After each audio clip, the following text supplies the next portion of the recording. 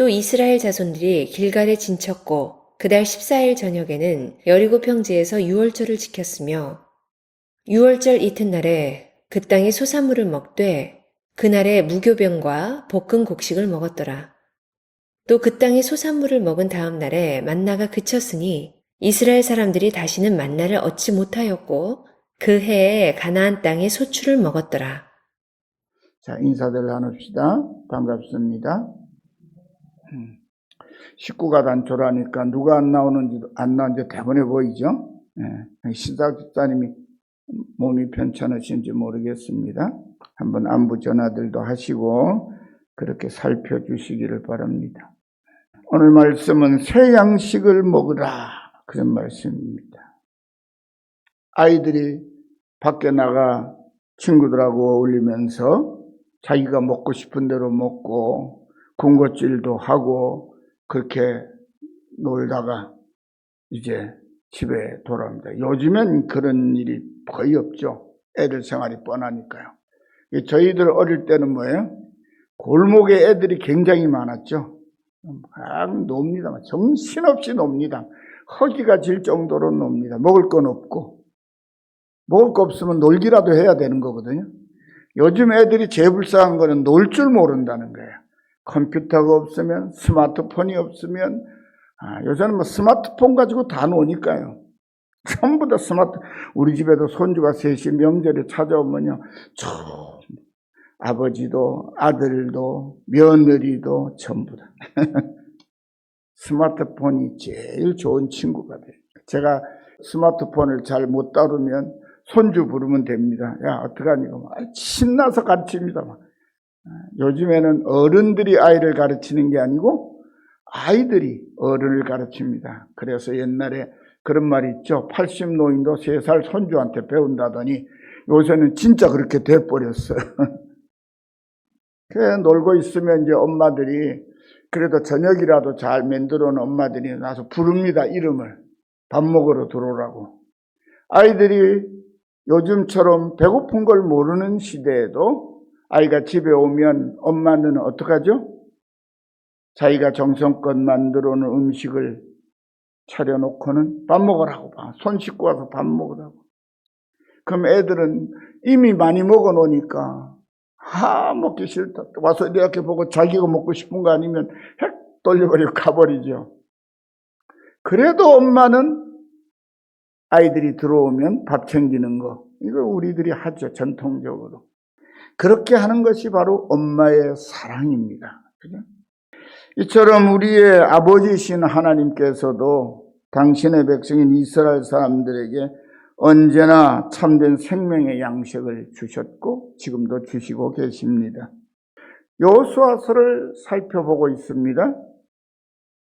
그렇게 하나님께서 광야에서 40년 동안 생명의 양식으로 자기 백성들을 먹이셨습니다. 그래서 아무것도 없는 빈 광야에서 지난 40년 동안 이스라엘 백성은 하나님께서 그들의 생존을 위해 하늘에서 내려주신 만나와 메추라기와 그리고 물을 먹고 살았습니다. 만나와 메추라기는 농사를 짓고 먹을 것이 풍족한 데는 필요 없는 거죠. 근데 아마 저는 성경을 읽으면서 광야 사막지대, 사막이거든요. 풀도 제대로 잘 나지 않는. 그리고 물이 귀해요. 먼지가 모래먼지가 날리는 그런 데서 가장 적합하게 그들의 생존을 보장해주는 양식은 하늘에서 내려오는 만나. 그러니까 새벽에 이슬이 내리고 바람이 조용할 때 하늘로부터 만나를 싹 내려주시는 거예요. 그러면 새벽에 백성들이 싹 거두고 나면 해가 뜨면 이슬 사라져버리고 나면 양식 챙겨놨으니까 모래바람이 불든지 뭐 상관이 없죠. 그런데 이걸 보따리를 지고 울러 메고 곡식 보따리 지고 다닌다. 채소 보따리 지고 다닌다. 그러면 그거 썩고 상하고 그렇죠. 모래 썩기고 그러잖아요.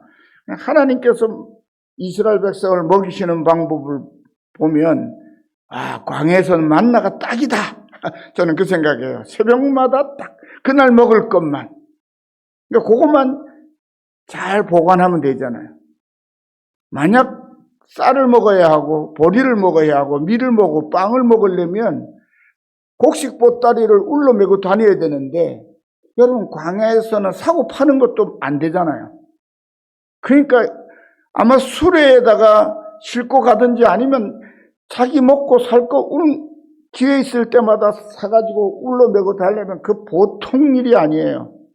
그런데 하나님께서 그 백성들에게 매일마다 하루 먹을 양식이니까 자기 하루 먹을 양식이야 뭐 한 대만 하면 충분하잖아요.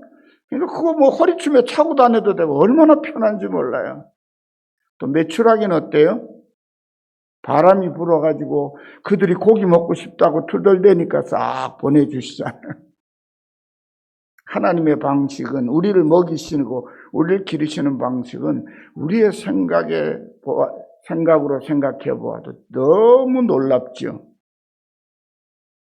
그런데 이제 이스라엘 백성들이 약속의 가나안 땅에 들어왔습니다. 그리고 하늘로부터 내려오던 그 만나가 끊어져 버렸어요. 이제 메추라기도 더 날려보내시지 않습니다. 그러므로 이제부터는 새로운 양식을 먹어야만 합니다.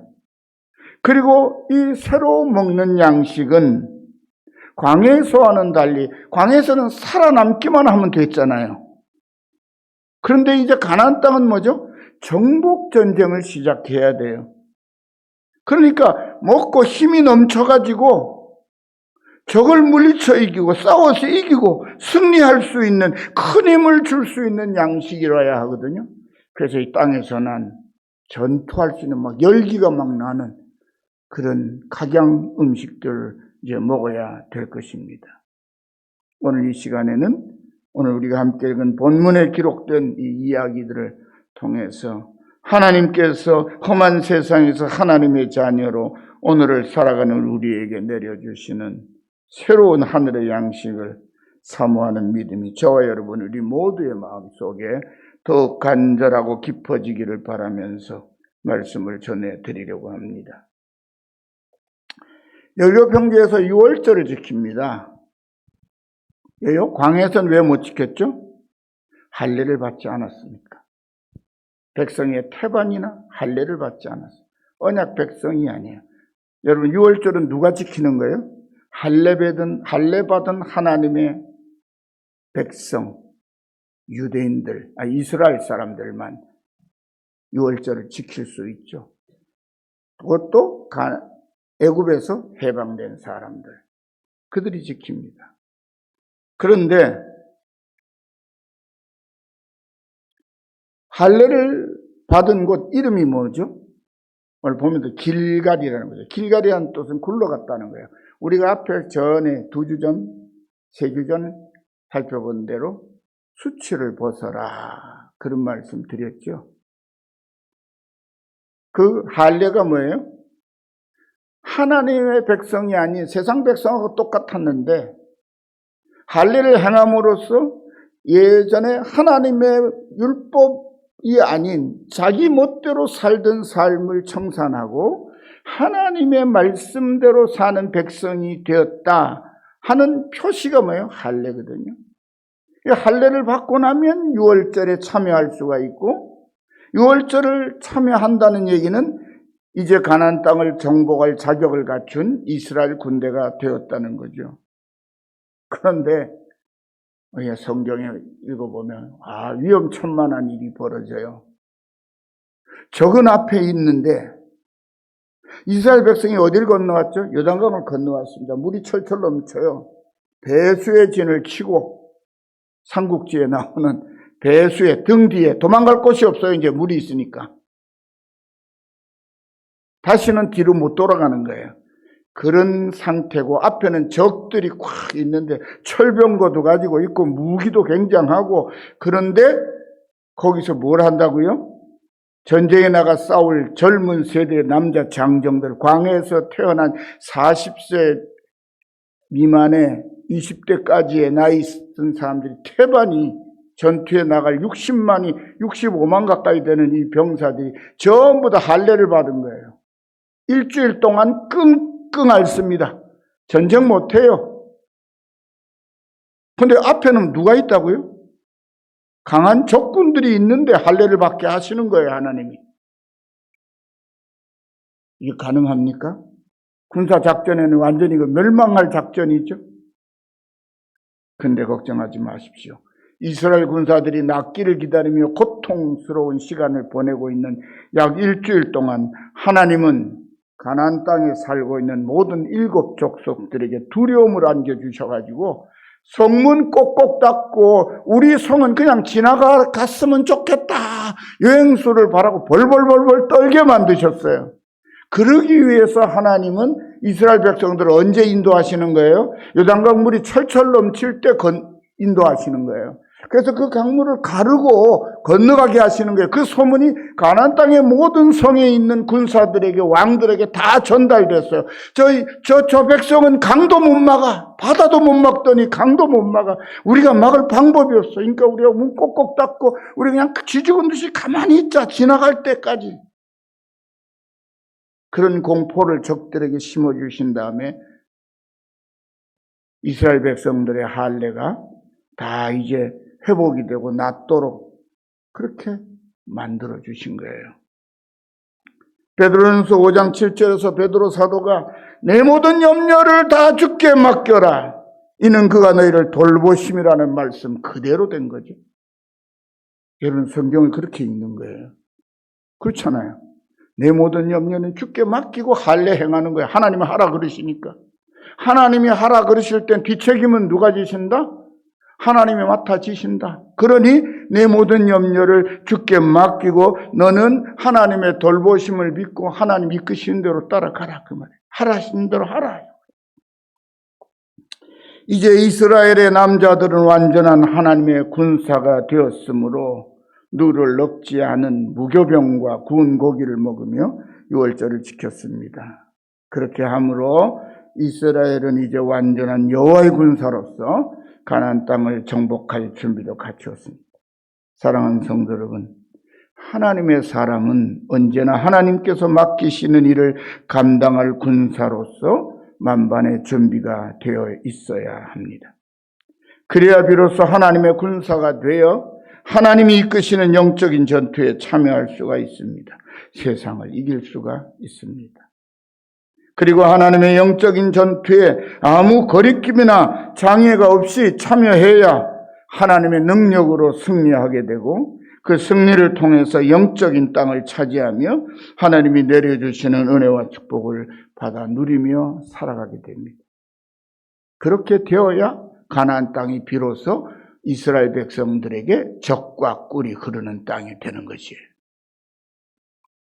그래서 바울 사도는 사랑하는 믿음의 아들이요 자신의 목회 후배인 이 디모데에게 이렇게 말합니다. 내 아들아, 그러므로 너는 그리스도 예수 안에 있는 은혜 가운데서 강하고, 어디서 강하고요? 예수 안에 있는 은혜 안에서 강하고. 또 내가 많은 증인 앞에서 내게 들은 바를 충성된 사람들에게 부탁하라. 그들이 또 다른 사람들을 가르칠 수 있으리라. 너는 그리스도 예수의 좋은 군사로 나와 함께 고난을 받으라. 병사로 복무하는 자는 자기 생활에 얽매이는 자가 하나도 없나니 이는 병사로 모집한 자를 기쁘시게 하려 함이라. 그리스도의 군사는 우리를 군사로 부르신 그분을 기쁘시게 해드리는 그런 전투를 매일처럼 하며 살아가는 것입니다. 성도들은 세상과 죄악과 불의와 싸우는 거예요. 교회가, 목회자들이 세상 정치 세력과 결탁하거나 부정한 사람들을 옹호하거나 이거는 하나님 앞에 벌받을 짓이에요. 저는 가끔가다 한국교회 지도자, 개신교회 지도자 목사님들 가운데 어이가 없는 분들 몇 분 봅니다. 그분들 말이에요. 탁상머리에 앉아가지고 천주교가 기독교냐 아니냐 이런 거 갖고 논쟁하는 때는 막 열을 내요. 그런데 말이에요. 예수를 믿지도 않고 세상 권세, 권력, 부귀영화 누리고 있는 사람한테 빌붙을 때는 그들이 지은 죄도 모른 척 눈 감아버리고 그들이 악을 행하는 것도 꾸짖지 않아요. 여러분, 천주교 신부님이나 천주교 교인들이 교회에 대해서 공격하거나 비난 안 합니다. 그렇잖아요? 절에 다니는 스님들도요, 대부분 제가 만나본 스님들은 교회에 대해서 비방하거나 욕하거나 막 공격 안 해요. 근데 우리는 가만히 있는 천주교 신부, 뭐가 어떠고, 교리적으로 어떻고 막, 그런데요, 저는 천주교가 개신교보다 잘했다는 거예요. 교회사를 해보면, 교회가 워낙 타락하니까 종교개혁이 일어난 거잖아요. 교회가 교회의 본 모습을 잃어버렸으니까, 성직자가 성직자답지 못하니까, 죄악이 악하고, 중세시대에 교회 이름으로 지은 죄악들은요, 아마 영원히 역사에서 지워지지 않으면 끔찍한 일이 너무 많아요. 그런데 오늘날 이 개신교회가 하나님의 말씀대로 따르지 않는 악을 행한다고 천주교를 배척하고, 본래는 그게 교회였죠. 그 교회를, 이 교회는 안 된다. 그래서 개혁한 우리가 진짜 교회다. 그랬으면 우리는 그거 따라가면 안 되잖아요. 지금은 천주교가 중세시대처럼 그렇게 타락하고 부패하고 그렇지 않죠? 오히려 정의를 먼저 말하고 사회의 바른 도리를 가르치고, 여러분, 요새도 그런 분이 있는가 하면 어디 천주교 신자들 차 뒤에다가 내 탓이요라는 거 글자 써붙이고 다니신 거 보신 적 있으시죠? 그럴 때 우리 개신교의 목회자, 지도자들은 우리 탓입니다. 그 소리 잘 안 했어요.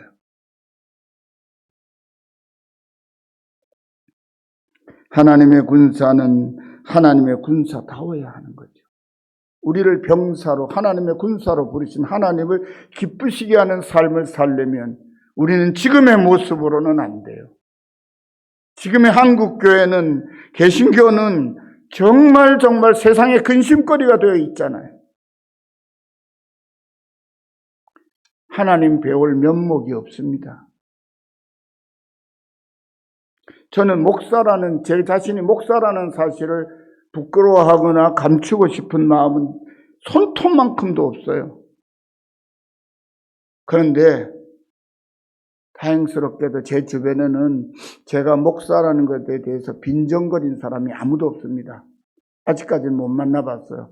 교회를 반대하는 인척들마저도 제가 목사로서 자기네들이 함부로 비난할 대상은 아니라 하는 사실은 다 알고 있어요. 그게 참 감사하죠. 요감목은 저같이 못난 목사도 비난은 안 하고 판단은 안 받는다는 게 참 다행스러워요. 근데 두렵습니다. 왜냐하면 나를 보고 주님의 뜻이 무엇인지 사람들이 좀 느낄 수 있을 만큼, 그게 뭐죠? 그리스도의 군사라는 말은 그리스도의 군기를 사람들이 볼 수 있도록 돼요. 아, 저 사람은 그리스도인 맞아. 안디옥 교회 성도들처럼. 너희는 그리스도인이라. 최초로 불림을 받은 사람이고요. 안디옥 교회, 이방인 교회예요. 예루살렘 교회 교인들은 그리스도인이라는 이름을 얻기 전에 안디옥 교회 성도들이, 이방인 성도들이 그리스도인이라는 이름을 먼저 받았어요. 그게 진짜 그리스도인이라는 말이 뭐예요? 그리스도의 군사라는 거죠. 저들은 예수님 닮았다. 저들이 말로 예수에 대해 얘기하는데 자기네들 하는 것도 똑같다. 그 말이에요.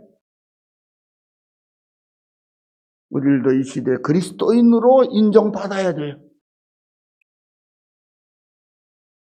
내가 전하는 예수님과 너의 삶이, 너의 언행이 같구나. 그렇다면 우리가 인정하마. 너는 그리스도인이다. 우리가 많이 들었던 예수생이 입만 까졌다느니 뺀질거린다든지 그런 소리를 더 이상 들어서는 안 됩니다. 우리는 모두 그리스도 예수의 좋은 군사로 이미 부르심을 받았습니다. 그러므로 예수님이 부르신 소명을 잘 감당할 수 있도록 깨끗하고 강한 믿음과 진실한 헌신으로 거룩한 전투에 참여할 수 있도록 우리 다 함께 자격을 갖춘 좋은 군사가 되어서 승리하는 인생을 끝까지 잘 감당하시기를 간절히 축원합니다. 이제 이스라엘 백성은 가나안 땅의 새 양식을 먹습니다. 6월절 이튿날, 그러니까 6월절 밤이 지나고 날이 밝은 새날부터 만나가 안 내리는 거예요. 그러니 어떻게 해요?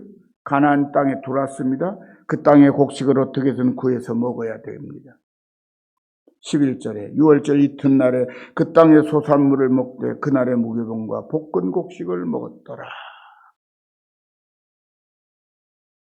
이스라엘 백성들은 애굽을 떠나기 전날 밤에 6월절을 지킨 이후로 광야 40년 동안 6월절을 제대로 지킬 수가 없었습니다. 그들은 40년의 광야 생활 동안에 땅에서 난 곡식이 아니라 하나님이 하늘에서 내려주신 만나를 먹고 살았습니다. 이것은 애굽에서 나온 이스라엘 사람들에게는 이전에는 먹어본 적이 없는 전혀 새로운 양식입니다. 하지만은 광야에서 태어난 새로운 세대에게는 만나는 태어날 때부터 먹어온 익숙한 양식이죠. 같은 부모와 자식 사이가 이렇게 다른 거예요. 부모 세대, 애굽에서 나온 사람들은 만나가 낯선 음식이죠. 근데 광야에서 태어난 사람들은 태어나면서부터 먹은 게 뭐예요? 만나 외에요. 만나 외에는 다른 양식이 없어요.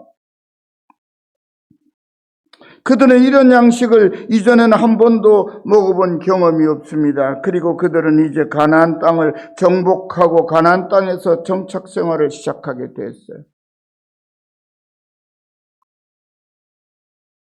새로운 땅에서 새로운 생활 방식을 따라 새로운 양식을 먹게 되었습니다. 이것은 모두 하나님께서 그들의 조상 아브라함과 이삭과 야곱에게 말씀하신 약속을 따라 이루어진 은총이고 축복입니다. 사랑하는 성도 여러분, 이전에는 땅에서 거둔 양식을 먹고 살아온 우리들이 이제는 예수 안에서 거듭난 하나님의 자녀가 되었습니다. 그러므로 이제는 광야에서 살았던 이스라엘 백성들처럼 하늘로부터 내려주시는 새로운 양식인 하나님의 말씀을 먹고 성령의 생수를 마시며 살아가는 진정한 하나님의 아들, 딸이 되었음을 굳게 믿으시기를 바랍니다. 그래서 우리 성도는 하늘 양식을 사모하고 그것이 세상의 양식보다, 육신의 양식보다 더 좋아야 돼요. 예수님의 이름으로 부어주시는 하늘의 양식과 생수를 더욱 사모하며 항상 풍족한 은혜와 축복 속에 건강하고 행복하게 살아가시기를 간절히 축원합니다. 하늘로부터 내려온 만나가 가나안 땅의 곡식을 먹기 시작하자 그쳤습니다. 하나님의 군사로 자격을 갖춘 이스라엘은 이제 하나님의 말씀에 순종하고 하나님 백성답게 살면서 하나님의 약속대로 허락하신 땅에서 그 땅의 소산인 이 양식과 꽃 같은 것을 앞으로 계속해서 풍족하게 먹게 되었습니다. 이제부터는 하늘의 만나가 더 이상 필요 없게 되었습니다. 수고하고 힘쓰면 얼마든지 풍족한 양식을 얻을 수 있습니다. 이제부터는 거저가 아니라 스스로 땀 흘려 수고하는 만큼 주실 것입니다. 많이 수고하면 많이 얻을 것이고 적게 수고하면 적게 얻을 것입니다. 수고하지 않으면 부끄럽게 빌어먹고 살든지 굶든지 해야만 합니다. 하나님께서 특별한 양식인 만나를 내려주시던 하늘문을 닫으셨습니다. 12절에 또 그 땅의 소산물을 먹은 다음 날에 만나가 그쳤으니 이스라엘 사람들이 다시는 만나를 얻지 못하였고 그의 가나안 땅의 소출을 먹었다. 만나와 가나안 땅의 소산물은 모두 하나님께로부터 온 것입니다. 그러므로 이스라엘 백성들은 가나안 땅에서 새로운 삶도 하나님의 인도하심을 따라 살아가야만 행복하게 살아갈 수 있고 승리하는 삶을 살아갈 수 있는 것이죠. 그래서 여호수아서 시작할 때 뭐라 그러죠? 하나님이 내 종 모세가 죽었으니 너는 강하고 담대하라. 그러면서 말하면 모세가 너에게 전해준 나의 율법과 계명을 철저하게 지켜라. 그게 하나님의 백성이라고는 표시라는 거예요. 가나안 땅에 들어가서 가나안 7 족속과 전투를 하고 싸워 몰아냅니다. 외적으로는 할례를 행하여 가나안 땅의 이방인들과 하나님의 백성인 이스라엘을 눈으로 구별할 수 있었어요. 그것보다 더 중요한 게 뭐죠? 하나님의 명령대로 가나안 땅에 전투를 하는 거예요. 여호수아가 그 전투를 잘 수행하죠. 여호수아서를 계속 살펴볼 테니까 이야기들을 계속해 드릴 것입니다. 여러분, 그것은 오늘날 우리들에게, 예수 믿는 하나님의 군사인 우리들에게 뭘 가르칩니까? 그 명령대로 우리가 살 때 하나님이 우리와 함께 하신다는 거예요. 그 말씀대로 살 때 하나님께서 우리에게 약속하신 삶을 보장하신다는 거예요. 믿음으로 승리하고 세상을 이기고 하나님의 영광을 드러내고 하나님의 뜻을 펼칠 수 있게 된다는 거예요. 우리 기독교인들만큼 복 좋아하는 사람 없어요. 요새 세상 사람들은요, 복 주세요 잘 안 합니다. 왜요? 옛날에는 할 일도 없고 직장도 없고 돈벌이도 없으니까 뭔가 뚝 떨어져야 되니까 복 주세요. 그래서 밥그릇에도 복자 생기고 숟가락에도 복자 생기고 오래 살고 싶어가 아니면 생명 숫자 새기고 그러잖아요. 근데 요즘에는 다 너무 오래 살아서 걱정이잖아요. 안 아프고 오래 살면 좋겠는데 나이가 70쯤 되고 나면 여기저기가 삐그덕거리기 시작하잖아요. 아파하면서 10년, 20년, 30년을 사는 시대에 살고 있잖아요. 그래서 사람은 복에 대한 개념들이 별로 없어요. 대신에 돈이 그걸 대체하고 있지만. 근데요, 아직도 기독교인들은 복 소리를 계속하고 있어요. 근데 그 복은요, 하나님께서 주신 것이라야 복이지, 하나님께서 주신 것이 아니면 복이 아니라 짐입니다, 짐. 여러분, 돈이 너무 많으면요, 그 돈 지키는 거, 돈 불리는 거 걱정하느라고 밤잠 못 자는 사람 참 많아요. 저는 돈 없는 사람이 돈 걱정하는 것보다 돈 많은 사람이 돈 때문에 걱정하는 게 얼마나 심각한지 저는 잘 알거든요. 왜요? 돈 없는 나보다 돈 많은 집안 어른들이 더 걱정거리가 많아서 맨날 저를 만나면 넌 어떻게 이렇게 사니? 그래요. 제 대답은요, 사라집디다. 걱정하지 마세요. 삼촌보다 형님보다 제가 편하게 잘 삽니다. 그러면 이럽니다. 그래, 네 얼굴이 나보다 나은 거 보니 네가 편하게 사는 모양이다. 여러분, 그런 거지요. 우리가 예수를 믿는다고 하면서 옛사람의 방식대로 살면 행복하지 않습니다.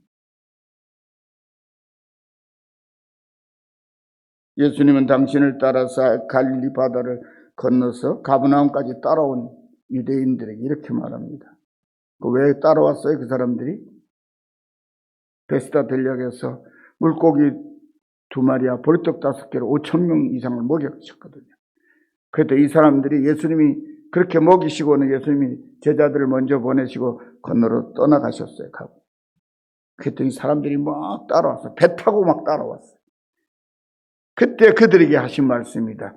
내가 진실로 진실로 너희에게 이르노니 너희가 나를 찾는 것은 표적을 본 까닭이 아니요 떡을 먹고 배부른 까닭이요. 예전에 전도할 때요, 교회 집사님들, 권사님들 이런 분들이 전도 어떻게 해요? 교회 나오세요. 예수 믿으세요. 교회 나가면 뭐 하는데요? 복 받아요. 구원 얻는다는 얘기는 한참 뒤에 하고요. 복 받으라고. 복 받는다고 예수 믿으면. 그래서 나왔거든요. 근데 그 사람이 기대하는 복이 아직 안 내려요. 속았다. 교회에다 사기꾼들만 모였다. 왜요? 가보니까 교인들도 가난하게 살고 있거든요. 저희 어릴 때 교인들 참 가난하게 살았어요. 가난한 사람들이 모여서 가난한 사람을 돕고 자립하게 만들고 그렇게 도와서 지금은 교회가 너무 부자가 많아서 걱정이죠. 우리 막내 아들이 그래요. 자기 색시가 다니던 교회에 같이 부부가 나가는데 포항에서 제일 큰 교회라나요? 근데 자기 교회 눈 딱 꼽아도 가난한 사람 없대요. 자기가 제일 가난하대요. 그러면서 하는 말이 그래요. 모두가 부자인데 그 속에 정말 하나님의 은혜와 보살핌 필요한 가난한 사람이 거기 끼어들 자리, 머물러 있을 자리가 없다는 거예요. 모두가 화려하고 모두 다가 값비싼 것들로 교회가 가득 채워져 있으니 정말 하나님의 은혜와 보살핌이 필요한 사람들이 거기 와서 너무 낯설고 너무 불편해서 못 다닌다는 거예요. 제가 전에 그런 말씀 드렸죠.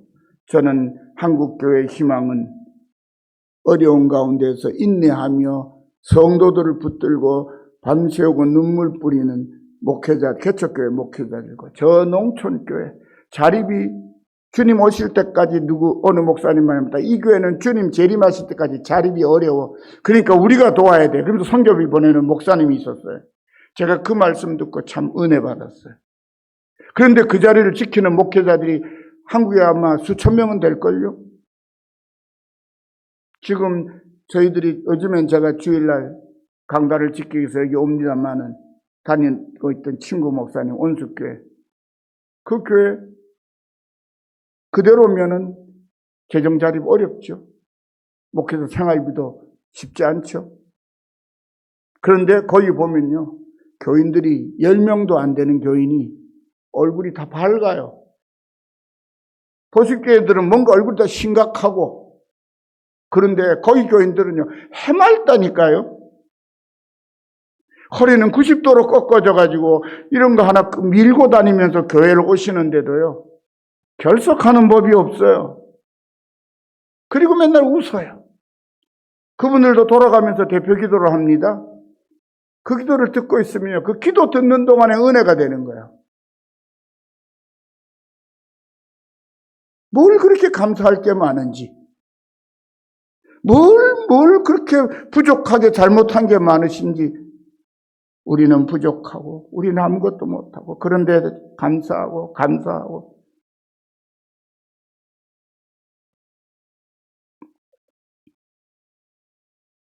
주님을 따르는 일은요.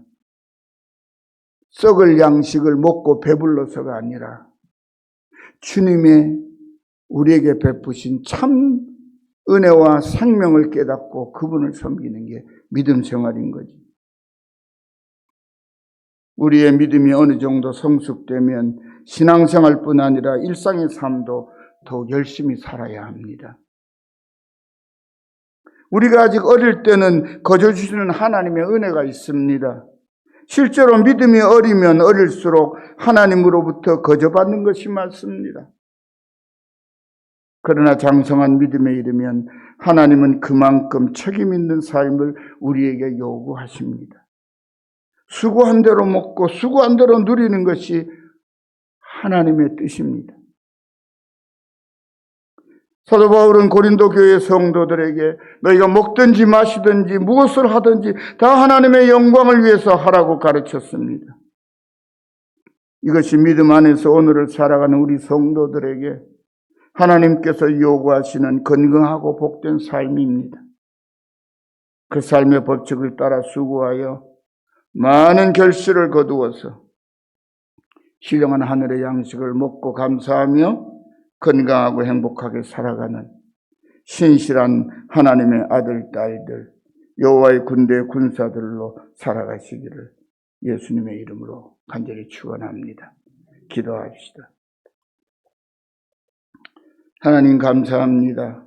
우리가 무엇이간데 하나뿐인 아들의 생명을 우리 대신 내어주시고 그리스도의 피로 인을 치셔서 우리를 당신의 아들, 딸 삼으시고 우리 대장 예수님 사랑과 헌신과 희생으로 사람을 살려 하나님의 사랑을 온 세상에 전하시는 그 십자가의 군사로 우리를 세우셨사오니 세상과 세상 것으로 다투지 말고 하나님께 받은 이 복음의 소명들, 은혜와 사랑의 사명들을 감당하며 이웃을 섬기고 사랑을 전하고 은혜를 전달하는 하나님의 군사, 그리스도의 십자가의 장수들이 다 되게 하옵소서. 그리함으로 우리가 사는 이 세상이 좀 변화되게 하시고 희망이 있게 하시고 교회를 바라보면서 주님을 영접하는 역사들이 일어나는 일에 저희들이 귀한 헌신을 감당하게 하옵소서. 모든 말씀을 예수님의 이름으로 간절히 기도드리옵나이다. 아멘.